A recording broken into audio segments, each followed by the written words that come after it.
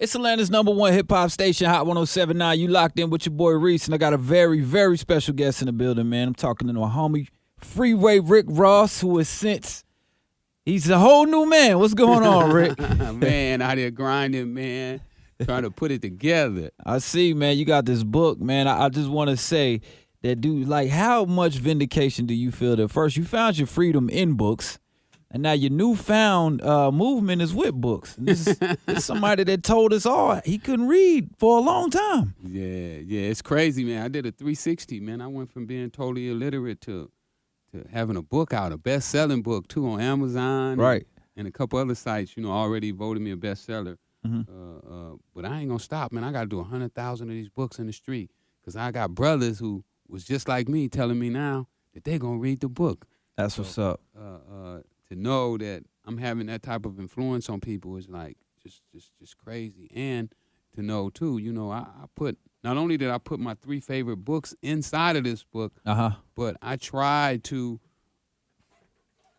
make business more street friendly, where guys on the street will be able to understand business better. I understand. I was just talking to my homeboy PK the other day, and what he was saying was, sometimes it's a disconnect between the guys that are still like trying to maybe thinking about transition out the street to do something different, and the guys that are already doing something different. You know what I mean? Because it's like how you tell a guy that's making $800-900 a day, like, all right, look, don't do that. Just don't do that. When it's maybe a better way you could tell him. You think you kind of get that point across in your book? Well, not only do you have to tell him to stop doing it, but you have to give him something else. Right. How you gonna tell somebody to stop feeding their kids, stop paying their rent, stop putting gas in the car?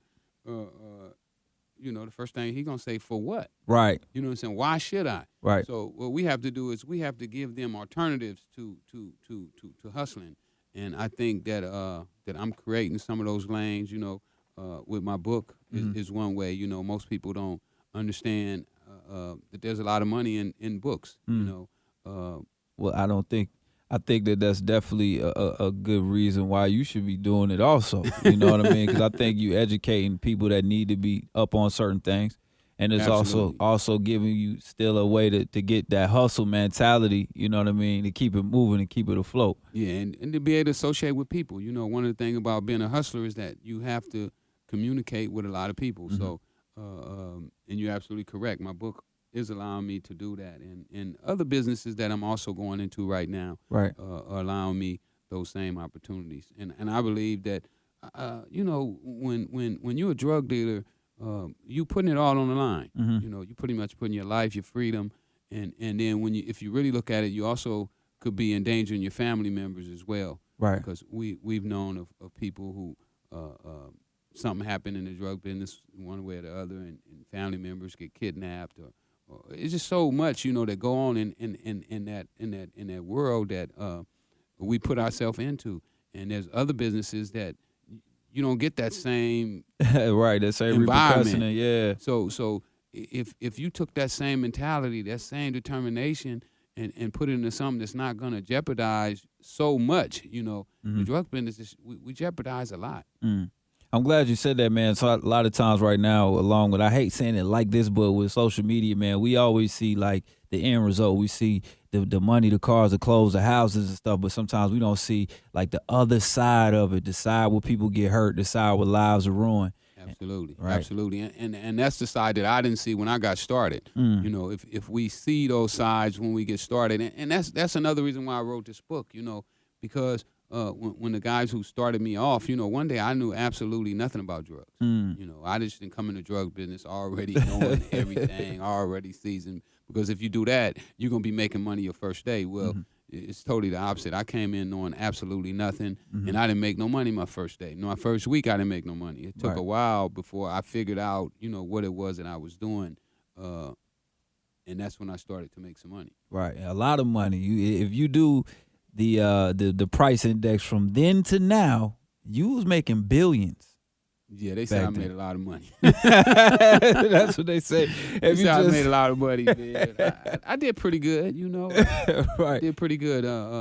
you know, I started with $125, and you know, I had days that I've made as much as $3 million have gone through my hand in one day. So I did pretty good. You know, I figured it out. But I learned that those same skills that I use to sell drugs Right. are transferable, that I could have been doing anything that I wanted to do with those type of skills, and I would have won. Man, I'm glad you said that. If you're just tuning in right now, we're Rick Ross, Freeway Ricky Ross, just so we don't get any confusion going on. The real Rick Ross, as we like to call him. Man, I'm just so happy to be in front of you right now. You talking about the new moves that you're doing, and you mentioned earlier, you said you really putting your 3 favorite books into this one. Yeah. What are those 3 books? Think and Grow Rich by Napoleon Hill, As a Man Think by James Allen, and The Richest Man in Babylon by George Classy. Those books touched me like no other book had ever touched me before.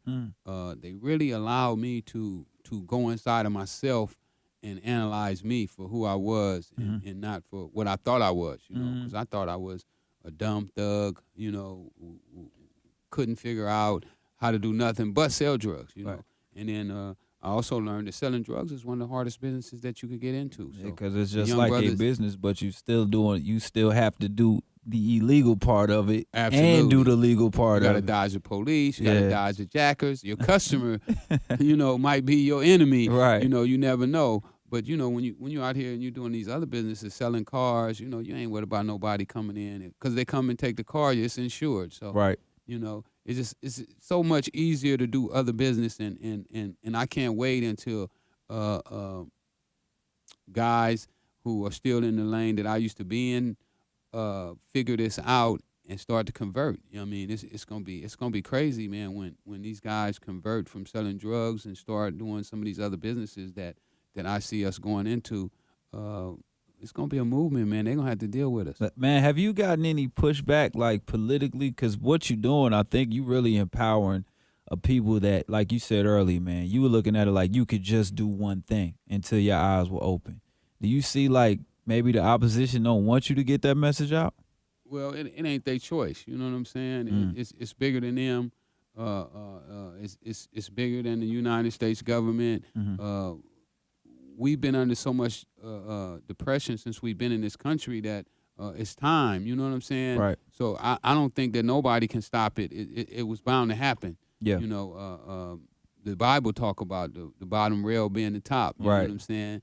So the tail being the head. Right. The first will be the last. The last will be the first. Last, man. So we've been under so much pressure, and I believe that the pressure is what has built us for where we getting ready to go as a people. I got you, man.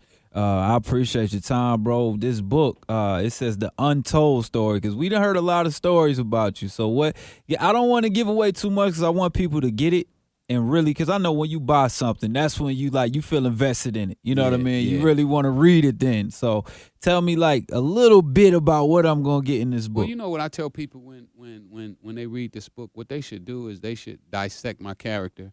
And try to figure out what it was that I did to allow me to take $125 and turn it into $3 million. If you're trying to make some money, right? Because I believe that those same skills are open to everybody. So they're gonna find out how I did it. You know, I talked to you about how I did it, what I did, what I was thinking. You know, when I made my mistakes. You know, I also talk about my mistakes because I think it's very important for people to know that I am human, that I'm nothing special. You know, I can't fly through the air. You know, I can't lift 500 pounds.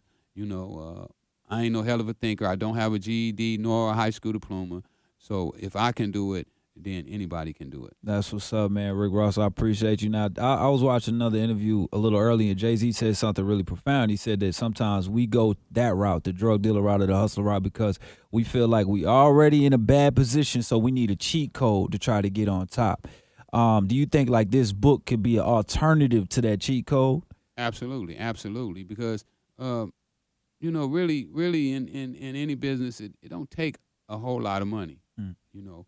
But you have to take the money that you have and make it work for you. And that's one of the first laws of in Richest Man in Babylon. It's called the cures to a lean purse. You first have to take whatever money you have and learn how to make it work for you. Work for you. And that's profound right there. I'm going to leave it at that. Only thing I'm going to disagree with you in this whole interview is when you say you're not something special, man. For you to know who you are and to try to give back to other people that may need that word, bro, that make you special. That's what's up right there. I appreciate it. Thank you. No doubt. Tell them where to follow you at on online or where they can get the book and all that stuff. You can follow me at Freeway Ricky on Twitter, Instagram, and Freeway Rick Ross on Facebook. You can get the book at freewayrickyross.com. Also, you can get it on Amazon and Barnes & Noble. But if you would, just for me, get it from my website. Also, I'm going to be doing a talent search for artists. I'm looking for an artist that's really special, working with my man, Brian Kennedy. Y'all be looking out for it. We're going to have something really special going on, but we need a special artist. Okay. So you also can hit me up on my social media. If you're an artist, we're building a website right now, so the music will be submitted to the website. And just stay tuned. Okay, well, what makes you want to get into the music industry, man? Man, I've been dipping in the music business, man. You know, when you read the book, you'll see that I gave Otis Smith the money to put out Anita Baker's first album. Right. So I've been messing around in the music business. I found the Alcoholics while I was in prison. I was doing hip-hop, you know, early in my career, but I got so busy with the drug business that I kind of dropped hip-hop and other people in the industry told me that that hip hop was a fad and it was gonna go away. And they obviously was wrong. I dropped the ball, man. I listened to them dudes, man, Otis and Dick Griffey, and they told me that I shouldn't be doing hip hop. That I should be doing R&B, which wasn't bad doing the R&B, but I still should have stuck with my hip hop as well. Right. I got you. Man, I appreciate you, man. This has been a great interview for me, you know what I'm saying, to get some insight from you, bro. And, man, I love everything you're doing. Y'all get the book off the website like the man said. No doubt. Help me do this 100,000 copies, y'all. I need it. 100,000 books on the street. That's what we trying to do. That's what I'm talking about, man. I think that 100,000, you really throwing a subliminal shot at them cops that found that $100,000 on you, and you were still innocent. He's still out here. I got that back. You got that back. I got it back. If y'all don't know what we talk about, get the book. All right, man. That's Hot 107 now. We go.